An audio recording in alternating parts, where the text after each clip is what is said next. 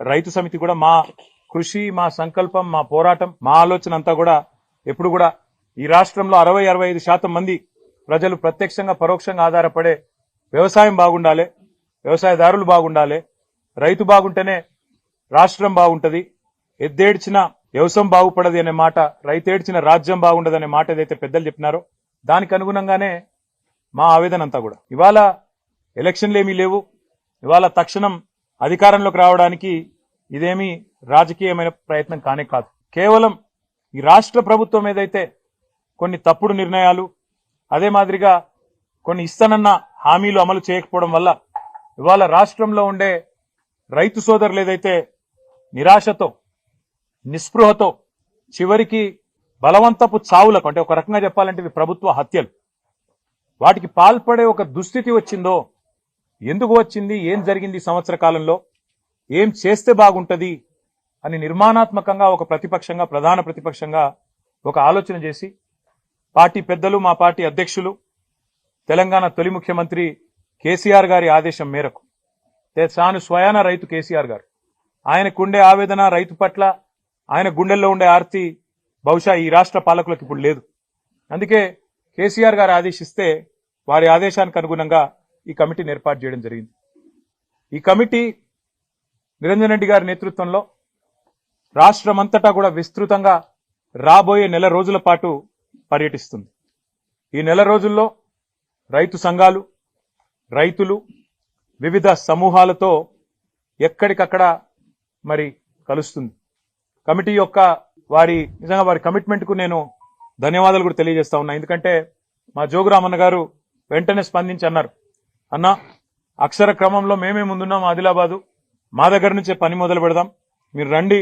మా పూర్వ ఆదిలాబాద్ జిల్లా నుంచే పని మొదలు పెడదామని చెప్పి నిరంజన్ రెడ్డి గారికి చెప్పగానే వారు కూడా వెంటనే అందరితో సంప్రదించి ఎల్లుండే పని మొదలు పెడదామని నిర్ణయం తీసుకున్నారు. 24వ తారీఖు నుంచి ఈ కమిటీ మరి పూర్వ ఆదిలాబాద్ జిల్లా నుంచి తన పనిని ప్రారంభించి రాబోయే నెల రోజుల పాటు అన్ని జిల్లాలు, దాదాపుగా అన్ని వర్గాల రైతులను, వ్యవసాయదారులను అందరినీ కలిసి ఏ రకమైన ఇబ్బందులున్నాయి, రుణమాఫీ ఎంత మేరకు జరిగింది, రైతు భరోసా ఎంత మేరకు రాబోతున్నది, అసలు రాష్ట్రంలో ఏం జరుగుతా ఉంది, కరెంటు సరఫరా ఎట్లున్నది, నీటి పరిస్థితి ఏంది, సాగునీటి పరిస్థితి ఏంది, రైతులు ఏ రకంగా ఇబ్బందులు ఎదుర్కొంటున్నారు, మద్దతు ధర పరిస్థితి ఏంది, బోనస్ ఏంది, కొనుగోలు కేంద్రాలు ఏంది, అసలు రాష్ట్రంలో రైతు వేదికలు ఏవైతే 2603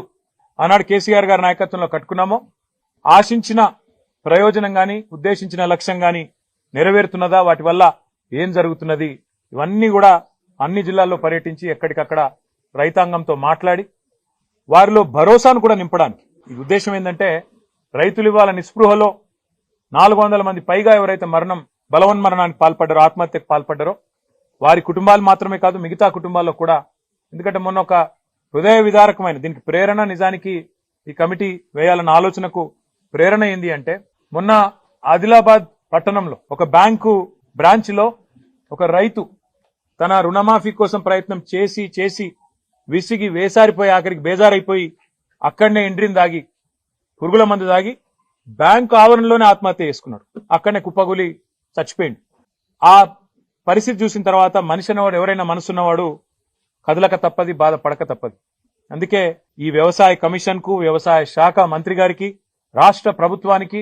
ప్రధాన ప్రతిపక్షంగా అదేవిధంగా మా ప్రధాన ప్రతిపక్ష నాయకుడైన కేసీఆర్ గారికి ఒక నివేదిక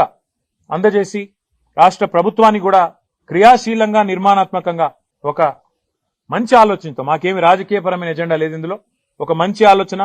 రైతాంగానికి అండగా నిలబడాలన్న ఆలోచన తప్ప వేరే లేనే లేదు. అందుకే 24 నుంచి పని ప్రారంభించి అన్ని జిల్లాలు తిరిగి ఎక్కడికక్కడ అందరినీ కలిసి మరి ఎక్కడికక్కడ వారి సలహాలు, సూచనలు, వారి ఆవేదన అన్ని కూడా నిక్షిప్తం చేసి నెల రోజుల తర్వాత మరి ఫిబ్రవరి ఆఖరి వారం వరకు ఒక నివేదికను రాష్ట్ర ప్రభుత్వం